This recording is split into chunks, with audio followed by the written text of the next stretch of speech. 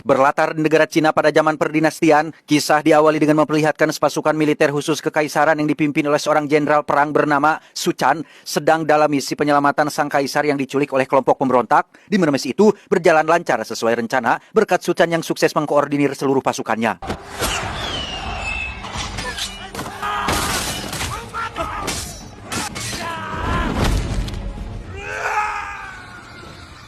Sebagai bentuk rasa terima kasih atas jasa Su Chan yang berhasil menyelamatkannya, Kaisar pun berniat menjadikan Su Chan sebagai gubernur di wilayah Provinsi Jawa Barat. Namun karena tugasnya dianggap terlalu berat dan lagian Su Chan tidak terlalu suka dunia perpolitikan, ia pun langsung menolaknya dengan alasan ingin hidup bebas sebagai rakyat biasa.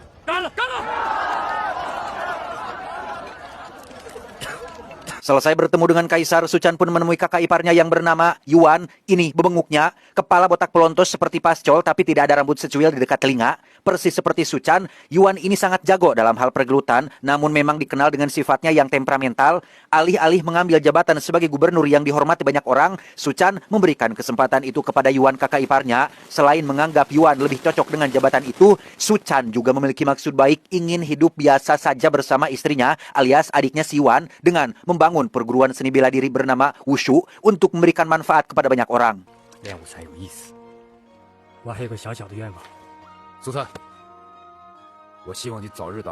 tahun setelah pensiun dari kemiliteran, kini Su Chan hidup bahagia bersama adiknya Yuan yang bernama Xiao Ying dan putra mereka yang masih kecil bernama kita panggil saja si Ujang. Sesuai rencana awal yaitu ingin membangun perguruan seni bela diri Wushu, rencana itu benar-benar terrealisasi dengan sang ayah kandung Su Chan yang memimpin langsung perguruan tersebut.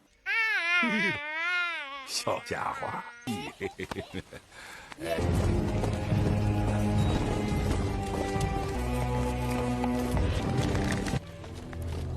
Tepat saat Su Chan sedang menerima banyak murid baru di padepokan, muncullah Yuan yang datang ke rumahnya untuk menemui sang adik yaitu Xiao Ying dan keponakannya, termasuk si ayah yang awalnya tampak terkejut tapi akhirnya senang. Saat ini Yuan sudah menjadi seorang gubernur, kulitnya tampak putih pucat berbeda dengan 5 tahun yang lalu, entah karena kekurangan darah atau keseringan suntik putih dan minum kolagen.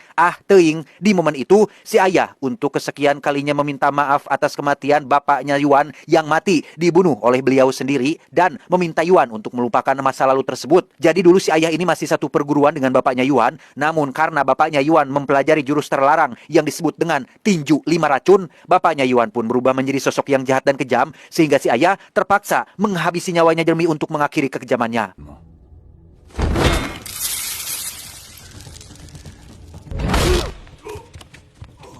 你杀了我爹。 Dan bukannya belajar dari pengalaman bapaknya sendiri, Yuan si Boloho ini malah mengaku sudah menyempurnakan jurus 5 racun tersebut. Rupanya selama ini Yuan masih menyimpan dendam atas apa yang si ayah lakukan kepada bapaknya, sehingga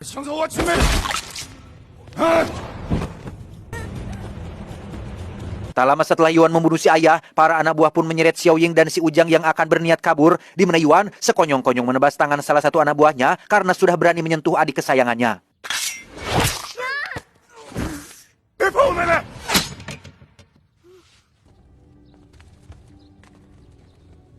Tak berapa lama, Su Chan akhirnya pulang ke rumah dan menemukan semua saudaranya tewas termasuk ayah kandung yang disayanginya, di mana 2 pendekar kembar utusan Yuan pun langsung menyerangnya hingga terjadilah pertarungan seperti berikut ini.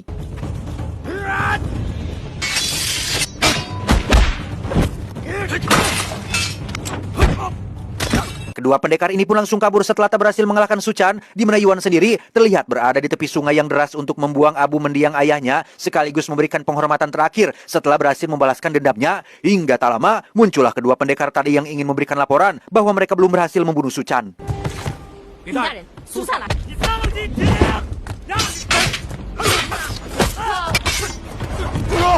Menyadari semua anak buahnya takkan mampu mengalahkan Su Chan, Yuan pun turun tangan dengan melakukan duel langsung dengan Su Chan, di mana mereka melakukan pertarungan bela diri tingkat tinggi sampai akhirnya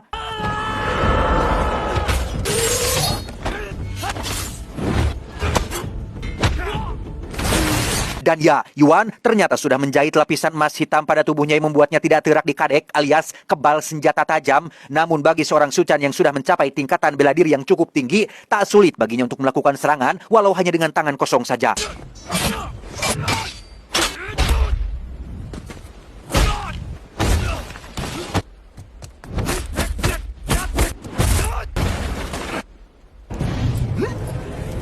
Dan inilah jurus tinju 5 racun yang sangat terlarang. Barang siapa terkena serangan ataupun sedikit sentuhan tangannya, maka tubuh orang tersebut akan langsung terkena racun yang sangat mematikan sehingga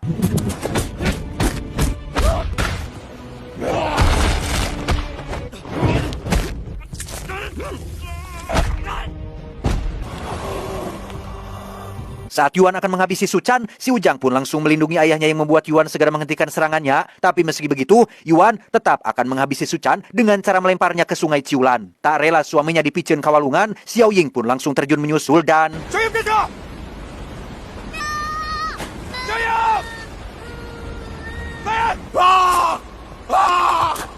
beruntung mereka berdua masih di tangtayungan. Su Chan dan Xiao Ying pun berhasil selamat setelah nyangsang di kayu yang ada di pinggiran. Dengan keteguhan hati seorang istri yang tulus mencintai suami karena nafkah yang diberikan memenuhi sandarisasi, Xiao Ying menarik suaminya menaiki tebing yang curam sampai akhirnya bertemu dengan seorang wanita gunung yang menolong mereka di saat kesusahan.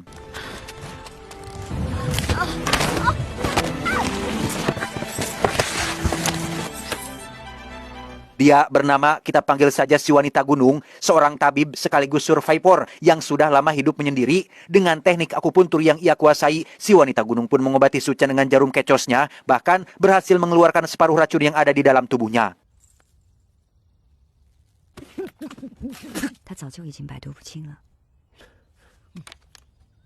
Selama kurang lebih 3 tahun lamanya, Su Chan dan Xiao Ying pun hidup berdua di pegunungan sembari menunggu kondisi Su Chan pulih seperti semula. Selama itu pula, anak mereka si Ujang dirawat dengan baik oleh Yuan pamannya, dimasukkan ke sekolah negeri yang tak perlu bayar biaya apapun agar menjadi orang berpendidikan, sehingga Xiao Ying dan Su Chan tidak terlalu khawatir dengan keadaan anak mereka berdua. Selama 3 tahun itu pula lah, Su Chan juga terus melatih fisiknya agar bisa kembali ke kondisi prima. Yang semua itu Su Chan lakukan tidak lebih demi untuk bisa menyelamatkan putra mereka dari genggaman Yuan yang jahat dan borokokok.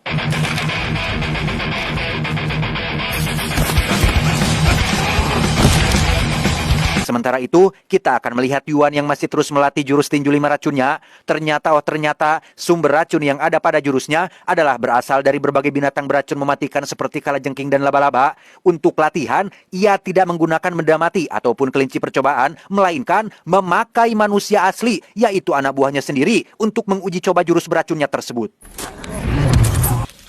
Dan sungguh, betapa teganya seorang Yuan ketika ia mengurung si Ujang agar ia tidak bisa kabur. Niatnya sebenarnya baik, ingin menjaga dan melindungi satu-satunya keluarga yang ia miliki. Namun cara yang ia pakai adalah jelas salah, dan itu justru malah menimbulkan penderitaan bagi si Ujang sendiri.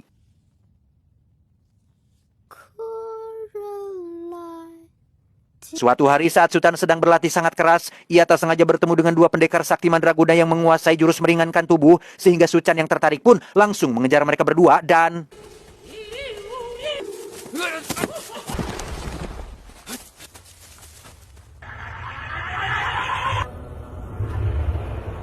entah ini hanya halusinasi atau memang kenyataan, Su Chan tiba-tiba saja berada di sebuah lokasi yang kurang manuk akal. Ia ditantang bertarung dengan seorang dewa wusu dengan tujuan untuk membangkitkan tingkat kepercayaan dirinya.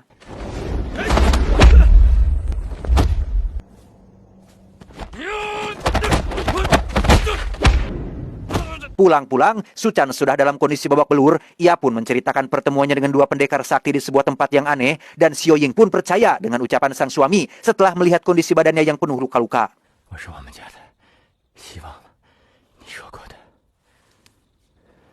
Malamnya, si wanita gunung pun melakukan kunjungan rutin untuk memeriksa kondisi terkini tubuh Su Chan. Sebagai tabib yang sudah puluhan tahun berkarir, si wanita gunung pun tahu betul jika kondisi fisik dan mental Su Chan sedang tidak baik-baik saja. Namun Su Chan tetap kekeh, yakin jika dirinya sudah sangat sehat, bahkan menceritakan tentang pertemuannya dengan 2 pendekar sakti yang ada di gunung tersebut. Tepat setelah Su Chan pergi ke kamar, si wanita gunung pun berbicara 4 mata dengan Xiao Ying untuk memberitahunya tentang kondisi mental Su Chan yang mungkin sudah sangat parah. Selain detak jantungnya tidak beraturan, si wanita gunung pun memberitahu bahwa di gunung ini tidak ada siapa-siapa kecuali mereka bertiga, sehingga bisa dipastikan jika apa yang Su Chan percayai tidak lebih dari hanya ilusi yang ada di dalam kepalanya saja. Di hari selanjutnya, Su Chan kembali ke gunung kemarin dengan maksud untuk melanjutkan latihannya dengan Dewa Wusu, di mana kemampuan Su Chan perlahan-lahan mulai menunjukkan peningkatan dan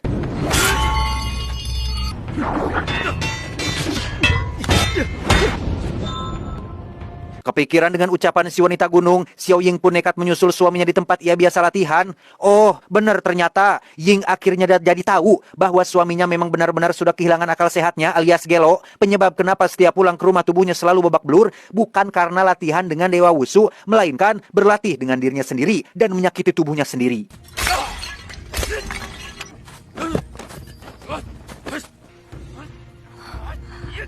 Saat Suchan pulang ke rumah, Ying pun langsung memberitahu tentang kondisi psikis dan mental suaminya. Namun karena memberitahu orang gelo dengan mengatakan bahwa kamu gelo adalah suatu keniscayaan, maka Suchan tidak mempercayai ucapan istrinya dan tetap meyakini jika ilusi yang ia alami adalah sesuatu hal yang sangat nyata.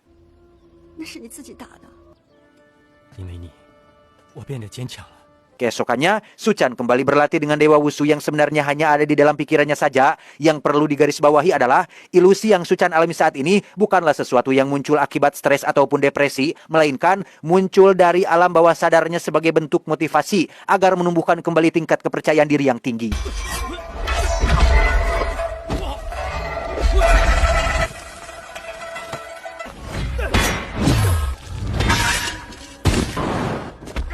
Untuk Xiao Ying, ia pun ngahulang tarik setelah mengetahui pasti akan kondisi mental suaminya.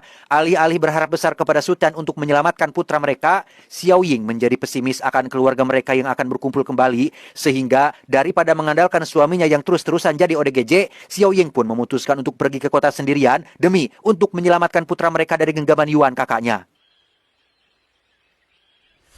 Suchan sendiri terlihat masih sedang berlatih dengan Dewa Wushu yang setelah berkali-kali kalah, ia akhirnya berhasil memenangkan pertarungan dengan satu bogeman yang membuat Dewa Wushu terpental, lulus menguasai semua jurusnya. Kini Suchan akan menghadapi pendekar kedua, yaitu Dewa Mabuk, dan inilah yang terjadi.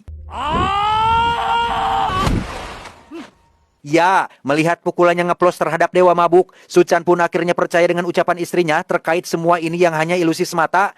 Tak ingin terus terjebak dalam pikirannya dan membuat sang istri kecewa, Suchan pun langsung menghentikan ilusinya dan memutuskan kembali ke real life yang sesungguhnya. 你们只是我心中的幻想，我再也不想见到你们了。 Terlambat bagi Suchan untuk menyadari permintaan sang istri, Xiao Ying sudah keburu pergi dengan meninggalkan sebuah pesan yang berbunyi, Kang, bukannya aku tidak sayang padamu, tapi aku tidak bisa lagi mengandalkanmu. Demi keluarga kita berkumpul lagi, aku akan pergi menyelamatkan putra kita sendirian. Doakan aku, dan jangan lupa angkat jemuran yang tadi pagi. 不分离，等我，你的小鹰。 Singkat cerita, sampailah Ying di kediaman sang bapak gubernur Yuan alias kakak kandungnya sendiri. Sempat menangis terharu ketika bertemu dengan putranya setelah 3 tahun berpisah. Kebahagiaan mereka pun langsung berakhir saat Yuan muncul dan memeluk keduanya. Yang dengan bermodalkan kayu kecil tajam yang ia bawa dari dalam hutan, Xiao Ying pun bermaksud membunuh kakaknya sendiri, tetapi... 那让我先跟你了结。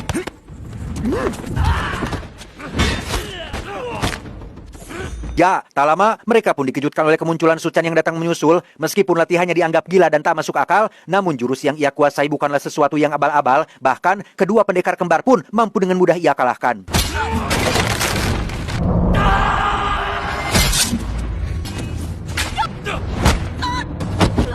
Menyadari Suchan tidak akan berhenti, Yuan pun buru-buru menyuruh anak buahnya untuk membawa Ying pergi ke hutan. Mereka mengubur Ying di dalam sebuah kotak dengan titik lokasi yang tidak diketahui oleh siapapun. Yuan sengaja melakukan hal itu demi untuk membuat Suchan menderita. Daripada membiarkan Suchan hidup bahagia dengan Ying adiknya, Yuan lebih rela jika sang adik mati tanpa bisa berkumpul lagi dengan keluarganya. Sampai segitunya loh. Selesai mengubur Ying, dua penjaga pun kembali ke istana untuk melaporkan tugas mereka, di mana Yuan kembali menunjukkan kekejamannya dengan menghabisi kedua anak buahnya sendiri demi untuk tetap menyembunyikan titik lokasi yang dikuburkan.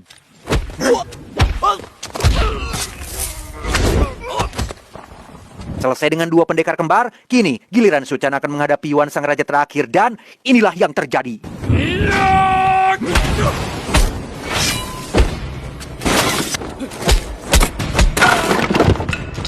Berlokasi di ruang bawah tanah, gaya bertarung Suchan sangat jauh berbeda dengan 3 tahun yang lalu. Meski Yuan tidak bisa dilukai, tapi kekuatan dan kegesitan berhasil Suchan ungguli. Yang hal itu terbukti ketika Suchan berhasil membanting Yuan berkali-kali.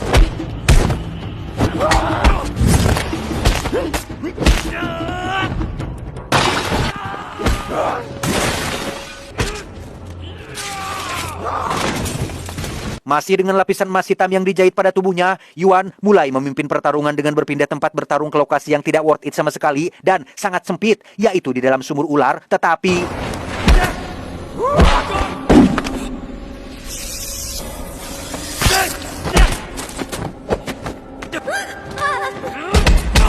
Keluar dari sumur ular, Suchan berhasil membalikkan keadaan dengan cara meningkatkan kecepatan pukulannya, bahkan berhasil merobek sebagian lapisan emas hitam yang menempel pada tubuh Yuan.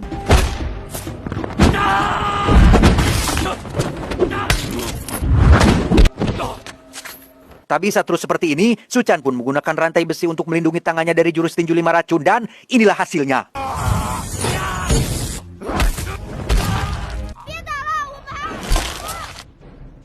Saat Suchan akan menghabisi Yuan, si Ujang sempat mencegah sang ayah melakukannya, tetapi Suchan yang sudah dikuasai amarah pun tetap membunuhnya sampai akhirnya...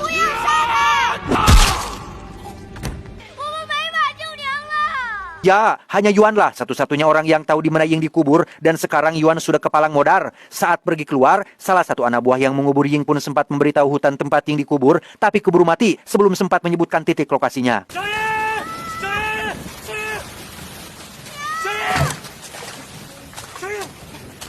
Terlambat sudah, saat Suchan dan putranya masih melakukan penggalian, Ying sudah keburu maut akibat kehabisan oksigen, sehingga rasa penyesalan ini akan menghantui Suchan selamanya, dan tak ada yang bisa ia lakukan dengan hal itu.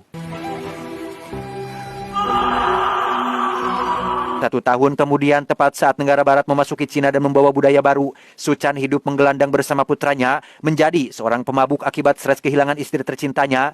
Bahkan ketika si Ujang membelikan uang terakhirnya untuk makan mereka berdua, Suchan yang setiap saat selalu dalam kondisi mabuk pun memakan seluruh ubi rebusnya tanpa menyisakan sedikit pun untuk putranya.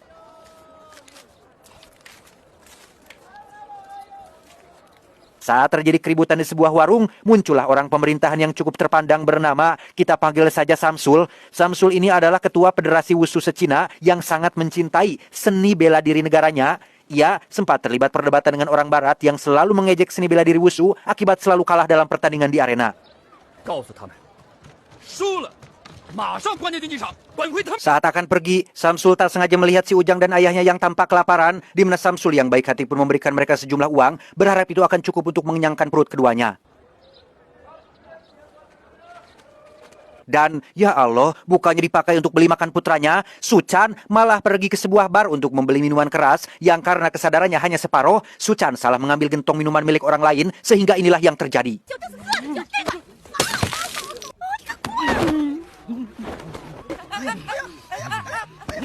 Saat terjadi ribut-ribut, alam bawah sadarnya kembali aktif dan memunculkan sosok Dewa Wushu dalam penampilan yang baru. Kini, ia berubah menjadi Dewa Mabuk dan sempat mengajari beberapa gerakan yang disebut dengan jurus Dewa Mabuk yang sampai hari ini dikenal oleh semua orang.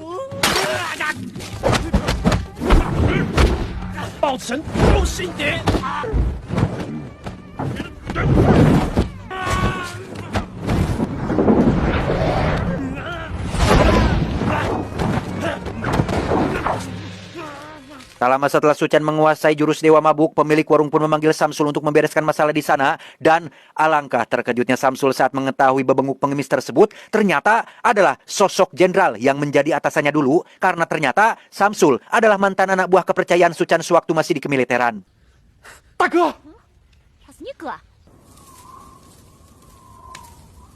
Di sebuah gubuk, Samsul pun menceritakan tentang kondisi dunia bela diri yang sedang kacau balau. Orang-orang dari negara barat banyak membunuhi para pendekar di sebuah pertandingan di dalam arena. Besok siang, Samsul akan turun langsung ke lapangan dengan menjadi salah satu peserta demi untuk menunjukkan kehebatan bela diri Cina di mata dunia.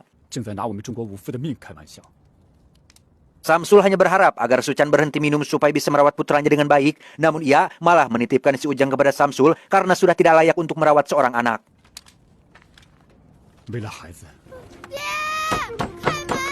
Tak rela meninggalkan ayahnya sendirian, Ujang pun meminta maaf kepada Samsul karena tidak bisa ikut dengannya. Ujang kembali ke dalam gubuk dan akan tetap menemani sang ayah apapun keadaannya. Keesokan paginya, Suchan terbangun dengan sebuah surat yang dibuat oleh Ujang yang isinya adalah ketulusan sang anak yang justru akan balik merawat ayahnya. Dalam kondisi sadar itulah, Suchan akhirnya terharu dan memutuskan untuk menonton acara pertandingan Samsul sesuai dengan permintaan dari si Ujang.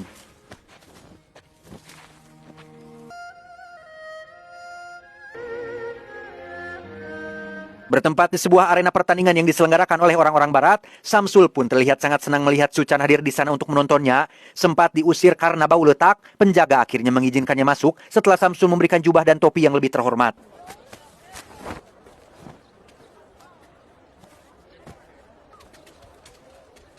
Saat Samsul sedang bersiap-siap, kita akan melihat seorang petarung barat yang baru saja membunuh salah satu ahli bela diri Cina tanpa batas aturan tertentu, di mana Su Chan justru memanfaatkan kesempatan tersebut untuk menikmati minuman keras yang disediakan secara gratis, sembari menonton Samsul yang sebentar lagi akan bertarung.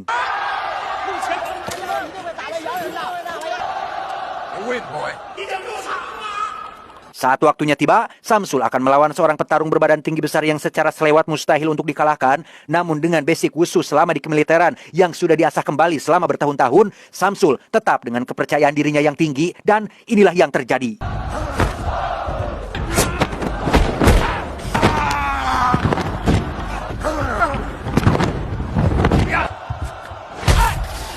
Sesuai prediksi, Samsul langsung babak belur dengan mudah oleh petarung barat ini. Melihat teman ayahnya akan dibunuh, si Ujang pun sekonyong-konyong masuk ke dalam arena untuk mencegahnya. Dan tiba-tiba...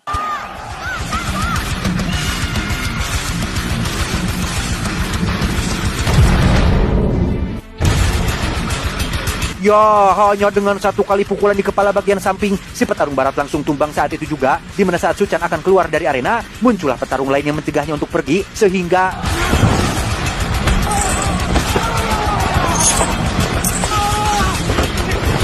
Su Chan akhirnya harus melawan dua petarung sekaligus yang memiliki badan besar-besar. Namun dengan jurus Dewa Mabuk yang baru ia kuasai, Su Chan berhasil mengatasi keduanya dan...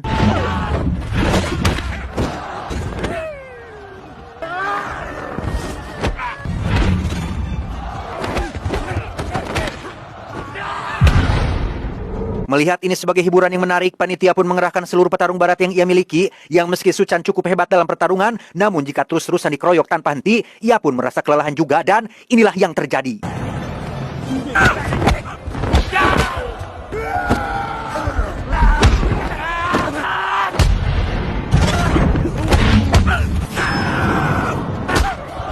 Meski Su Chan sudah agak babak belur, ia masih bisa bangkit dan tetap melanjutkan pertarungan. Sadar jika penantang kali ini adalah orang yang kuat, si panitia pun menyuntikkan obat khusus penghilang nyeri kepada salah satu petarungnya, dan semakin beratlah lawan yang harus Su Chan hadapi.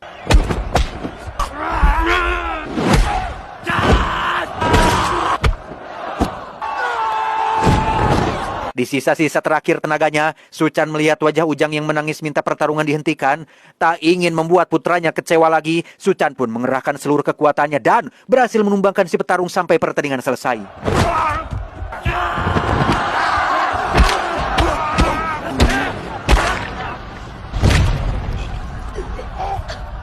Ketika Su Chan berdiri, semua orang pun langsung berteriak, "Speed! Speed! I love you, Speed!" Seketika Su Chan menjadi pahlawan bagi semua orang dan dicatat dalam sejarah sebagai legenda sesungguhnya yang menciptakan jurus Dewa Mabuk yang terkenal sampai hari ini.